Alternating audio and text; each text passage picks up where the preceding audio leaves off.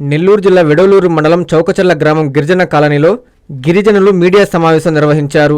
ఈ సందర్భంగా వారు మాట్లాడుతూ ఎన్నో ఏళ్ల నుండి ఇదే కాలనీలో జీవిస్తున్నామని, ప్రభుత్వాలు మారుతుంటాయి తప్ప మా కాలనీ ఎలాంటి అభివృద్ధికి నోచుకోవడం లేదని ఆవేదన వ్యక్తం చేశారు.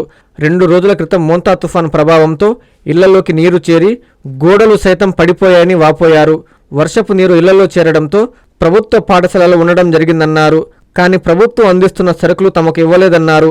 ఈ అన్యాయం ఏంటి అంటూ వీఆర్ఓని అడిగితే ఎంఆర్ఓ మీ పేర్లు రాయొద్దన్నారంటూ నిర్లక్ష్య సమాధానం చెబుతున్నారని తెలిపారు.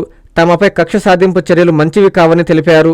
కోవూరు ఎమ్మెల్యే ప్రశాంత్ రెడ్డి తమపై దయ ఉంచి ప్రభుత్వం అందిస్తున్న సరుకులను అందే విధంగా కొంచెం స్థలం చూపిస్తే మీకు రుణపడి ఉంటామని వేడుకున్నారు.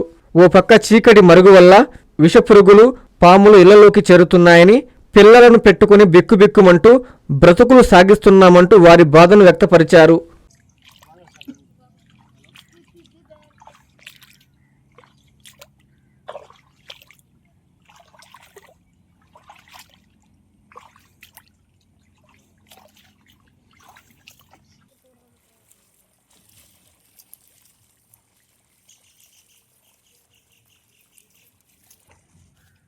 ముందు మాట మీదే ఉండాలి, మగవాళ్ళం కాదు.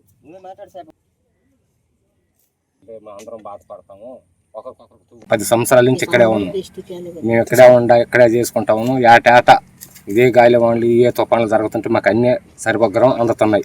కానీ ఈ సంవత్సరమే మాకు ఏది అందలే. అలా ఇచ్చారు. అవి మేము ఒక కుటుంబం పెట్టుకున్నాము. అందరం తలా గుక్కుడు కాసుకొని తాగాము, గంజి నీళ్ళు పోసుకొని. దాంట్లోకి మాకు ఏమీ ఇవ్వాలి. కాకపోతే ఇక్కడ ఏదో శివాయి ఉందని మొన్న అప్పుడు రోజు చెప్పారు.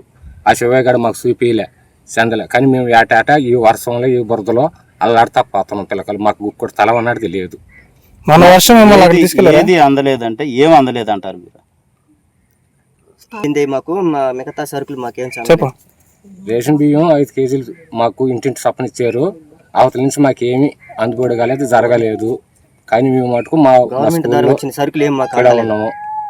గవర్నమెంట్ ద్వారా వచ్చేటి మాకేమీ అందలేదు. వారికి ఎవరు మాకు తెలవన వాళ్ళు వ్యక్తులు మాకు అందనీకోకుండా మాకు అడ్డుపడుతున్నారు. మాకు వచ్చేటి వాళ్ళు తీసుకుంటుండ్రో, తింటుండ్రో, లేకపోతే అమ్ముకుంటుండ్రో మాకు అయితే తెలవదు. కానీ మాకు ఏమి అందనీయకుండా చేస్తున్నారు.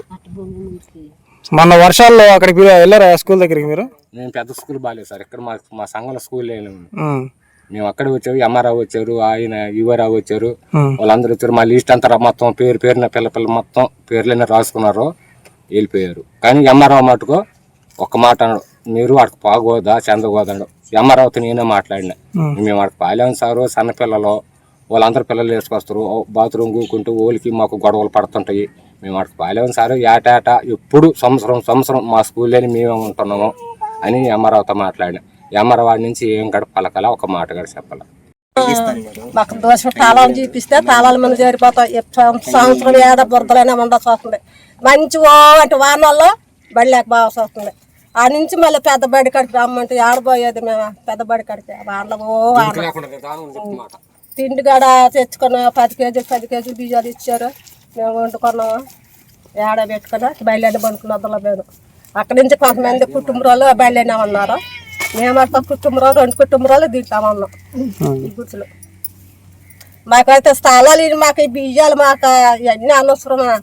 దోష స్థలం చూపిస్తే మీ పేరు జీవితకాలం అంతా చెప్పుకుని రూపాయలు ఉంటాం. అది మాకు అవసరం.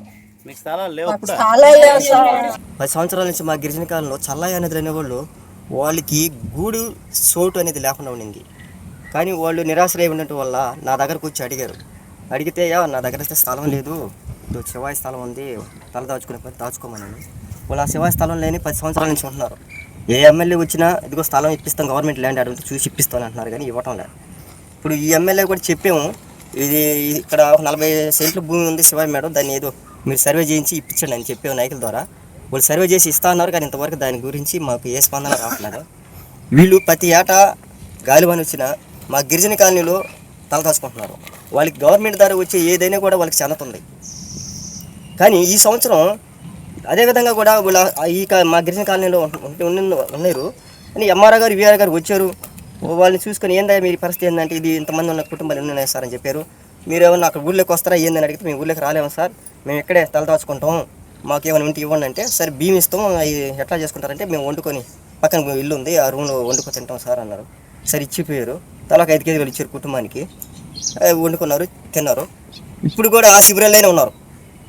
కానీ ఇప్పుడు గవర్నమెంట్ ద్వారా వచ్చే సరుకులను కూడా ఈ కాలనీ వాళ్ళకి చెందడం వల్ల, ఎందువల్లంటే మేము మీ శిబిరంలోకి రాలేదు, మీకు ఇవ్వము అని చెప్పి ఎంఆర్ఓ గారు చెప్పారంట. అది అయితే మీరు మేము సమస్యని ఇళ్ళ నుండి వాళ్ళకి ఇస్తాం, మీకు ఇవ్వమని చెప్పి ఇయ్యారు అని ఆ లిస్ట్ చెప్తున్నాడు. అదైతే కరెక్ట్ కాదు. వచ్చి వీళ్ళని చూసుకోండి, వీళ్ళ కుటుంబాలు చూడండి, వాళ్ళ కుటుంబాలు చూడండి, ఎవరికి అనివార్యం అవుతుందో వాళ్ళకి మీకు న్యాయం చేయండి. కాబట్టి మా ఎమ్మెల్యే గారు ఎమ్మరించి, అమ్మ నేను ఒక టీడీపీ కార్యకర్తగా మిమ్మల్ని రిక్వెస్ట్ చేసుకుంటున్నాను. మాకు నాయకుల ద్వారా జరుగుతుంది, అధికారుల ద్వారా జరుగుతుందా కానీ ఇలాంటి ఇబ్బంది మాకైతే మా గిరిజనులకి పూర్తిగా అయితే ఇబ్బంది జరుగుతుంది. కానీ మీరందరూ దయచి మా మీద దయ ఉంచి మాకు తగు న్యాయం చేయాల్సిందిగా మరీ కోరుచున్నాం.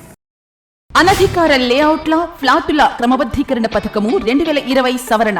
ఆంధ్రప్రదేశ్ ప్రభుత్వం GOMS number 134 MA and UD శాఖ తేదీ 26/7/2015 ద్వారా లేఅవుట్లు మరియు ప్లాట్లు క్రమబద్ధీకరణ నిబంధనలు LRS 2020ను విడుదల చేసింది. 30/6/2025కు ముందు రిజిస్టర్ కాబడిన అనధికార లేఅవుట్ల ప్లాట్లు యజమానులు మరియు లేఅవుట్ ఓనర్స్ ఇందులో అప్లై చేసుకొనగలరు. 26/7/2025 నుండి 90 రోజుల్లో అనగా 24/10/2025 లోపు lrsdtcp.ap.gov.in అనే పోర్టల్ ద్వారా 10,000 రూపాయలు మొదటగా చెల్లించి అప్లికేషన్ చేసుకోవచ్చు. 4000 స్క్వేర్ సెంటీమీటర్స్ లేదా 4783 చదరపు గజాల లోపు విస్తీర్ణము గల వ్యక్తిగత స్థలాల రహదారి సముదాయంతో ఉన్నవారు కూడా ఇందులో దరఖాస్తు చేసుకునవచ్చు. ప్లాటు యజమానులు ఓపెన్ స్పేస్ చార్జెస్ మరియు అపరాధ రుసుము చెల్లించాలి.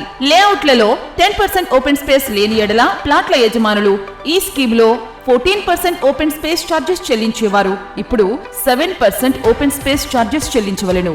45 రోజులలో తేదీ 19/9/2025 లోపు మొత్తం రుసుము చెల్లిస్తే అపరాధ రుసుములో 10% రాయితీ. 45 రోజుల నుంచి 90 రోజుల్లో అనగా 24/10/2025 లోపు చెల్లిస్తే అపరాధ రుసుములో 5% రాయితీ. 90 రోజులలో దరఖాస్తు చేసుకొనని ఎడల కఠిన చర్యలు తీసుకొనబడును. సదరు భూమిని 22A రిజిస్టర్ నిషేధిత రిజిస్టర్లో నమోదు చేసి రిజిస్ట్రేషన్ నిలుపుదల చేస్తారు. ఇతర వివరములకు మరియు సందేహములు తెలుసుకున్నటకు Nellore urban development authority Nellore కార్యాలయమునందు టౌన్ ప్లానింగ్ విభాగమును సంప్రదించవలెను. ఇట్లు కోటంరెడ్డి శ్రీనివాసులు రెడ్డి నుడా చైర్మన్ మరియు K Karthik IAS vice chairman NUDA.